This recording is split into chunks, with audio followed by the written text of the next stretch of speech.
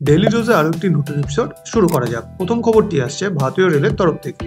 Railway board বলেছে যে তারা 8ই নভেম্বর ছট পূজা সমাপ্তির পরে ট্রেন ভ্রমণকারীদের ফেরার ভিড় সামলাতে 500টিরও বেশি বিশেষ ট্রেনের ব্যবস্থা করেছে। বোর্ড একটি প্রেস বিজ্ঞপ্তিতে বলেছে, স্থানীয় চাহিদা মেটাতে সমস্তিপুর, দানাপুর বিভাগ এবং অন্যান্য বিভাগ থেকে অতিরিক্ত ট্রেনের পরিকল্পনা করা হয়েছে, যা ফিরে আসা যাত্রীদের গন্তব্যে পৌঁছে দেবে।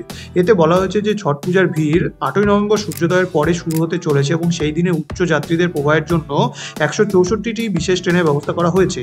এরপরে ভারতীয় রেলওয়ে 9ই নভেম্বর 160টি, 10ই নভেম্বর 161টি এবং 11ই নভেম্বরের জন্য 155টি বিশেষ ট্রেনের পরিকল্পনা করেছে, যা উৎসবকালীন সময়ে যাত্রীদের প্রত্যাশিত বৃদ্ধির পরিচালনা করার জন্য পর্যাপ্ত ক্ষমতা নিশ্চিত করবে।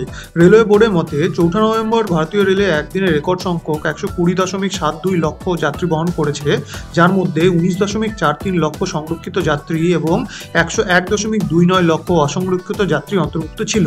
পরবর্তী খবরটি আসছে ভারতের উড়োজাহাজ শিল্পের তরফ থেকে। একটি রিপোর্ট অনুসারে অভ্যন্তরীণ বিমান যাত্রী ট্রাফিক অক্টোবরে 138.5 লক্ষতে পৌঁছেছে, যা আগের মাসে 130.3 লক্ষের তুলনায় 6.3% বেশি।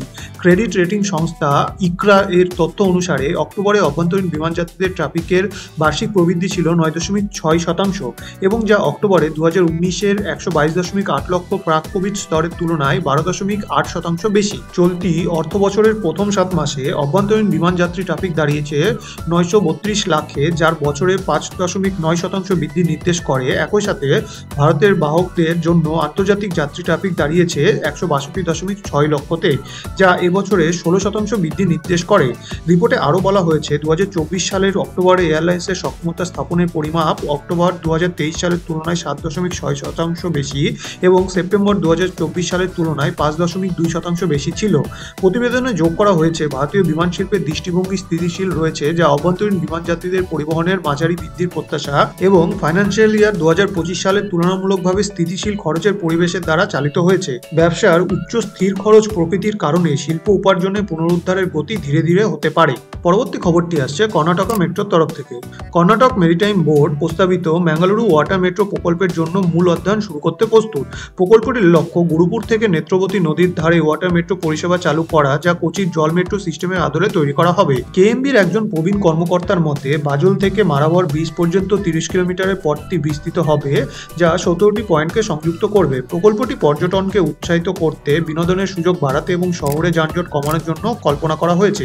এই পরিকল্পনায় প্রয়োজনীয় সুযোগ সুবিধা সহ আধুনিক বৈদ্যুতিক বা ডিজেল চালিত ক্যাটামেরান নৌকা সমন্বিত পরিবেশ বান্ধব পরিবহন ব্যবস্থার রূপরেখা দেওয়া হয়েছে।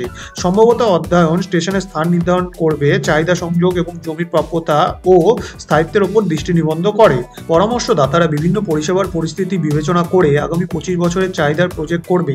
একটি বিশদ লাইডার সমীক্ষা ভিত্তি কাজকে আরও সমর্থন করবে। পরবর্তী খবরটি আবারও ভারতীয় রেলের তরফ থেকে আসছে। প্রধানমন্ত্রী নরেন্দ্র মোদীর অধীনে কেন্দ্রীয় মন্ত্রিসভা বারাণসী পণ্ডিত দীনদয়াল উপাধ্যায় রুটে একটি মাল্টি ট্র্যাকিং প্রকল্পের সবুজ সংকেত দিয়েছে, যার বাজেট 26.42 বিলিয়ন রুপি। এই প্রকল্পটি উত্তরপ্রদেশের বারাণসী এবং চান্দৌলি জেলার গুরুত্বপূর্ণ এলাকাগুলিকে সংযুক্ত করবে, যার লক্ষ্য হল মালবাহী দক্ষতা বৃদ্ধি করা এবং ভারতের অন্যতম ব্যস্ততম রেল করিডোরের যানজট দূর করা। এই প্রকল্প 4 বছরে শেষ হবে বলে আশা করা হচ্ছে। বারাণসী ডিডিইউ রুট কয়লা, সিমেন্ট এবং খাদ্যশস্যের মতো প্রয়োজনীয় পণ্য পরিবহনের জন্য গুরুত্বপূর্ণ, যা ক্রমবর্ধমান পর্যটন এবং শিল্প কার্যকলাপের কারণে ঘন ঘন বিলম্বের সম্মুখীন হচ্ছে।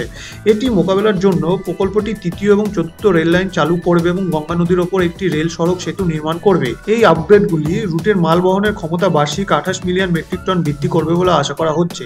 পিএম গতিশক্তি জাতীয় মহাপরিকল্পনার সাথে সংযুক্ত এই পরিকল্পনাটি মাল্টিমোডাল সংযোগ শক্তিশালী করবে এবং রেলওয়ে নেটওয়ার্কে প্রায় 30 কিলোমিটার রাস্তা সংযুক্ত করবে। আজকে শেষ খবরটি আসছে কলকাতা মেট্রোর তরফ থেকে। রুবি থেকে সেক্টর 5 পর্যন্ত প্রসারিত অরেঞ্জ লাইনের দ্বিতীয় ধাপের এক্সটেনশনের সমাপ্তির তারিখ মার্চ 2025-এ স্থানান্তরিত করা হয়েছে। রেল বিকাশ নিগম লিমিটেড প্রকল্পের তত্ত্বাবধানকারী সংস্থা প্রাথমিকভাবে ডিসেম্বর 2024-এর সময়সীমার জন্য লক্ষ্য রেখেছিল এবং উল্লেখ করেছে চিংড়িঘাটের 800 মিটার ভায়াডাক্ট ব্যবধান পূরণের বিলম্ব সংশোধিত সময়সূচির কারণ। মেট্রোপলিটনে অতিরিক্ত 125 মিটার ব্যবধান পূরণের কাজ চলছে। টেগোর পার্ক, চিংড়িঘাট এবং নিকো পার্কের মতন জায়গা ভূমি চ্যালেঞ্জ চ্যালেঞ্জেস থাকা সত্ত্বেও করিডোরটি 4.5 কিলোমিটার রুবি টু মেট্রোপলিটন স্ট্রেচের অপারেশনের জন্য রেলওয়ে নিরাপত্তা কমিশনার থেকে নিরাপত্তা অনুমোদন পেয়েছে। এই অর্থবছরে আরবিএনএল 17.91 বিলিয়ন টাকার একটি উল্লেখযোগ্য বাজেট বরাদ্দ পেয়েছে এবং একটি 8.5 কিমি অরেঞ্জ লাইন এক্সটেনশন তৈরি করার পরিকল্পনাগুলিকে সামঞ্জস্য করেছে, যা সেক্টর 5-এ পূর্ব পশ্চিম মেট্রো লাইনের সাথে সংযুক্ত করবে। আজকে ভিডিওটি এই পর্যন্তই। আরও আকর্ষণীয় পরিকাঠামোগত খবরের জন্য লাইক, শেয়ার এবং সাবস্ক্রাইব বোতামটি টিপতে ভুলবেন না। শুভমস্তু।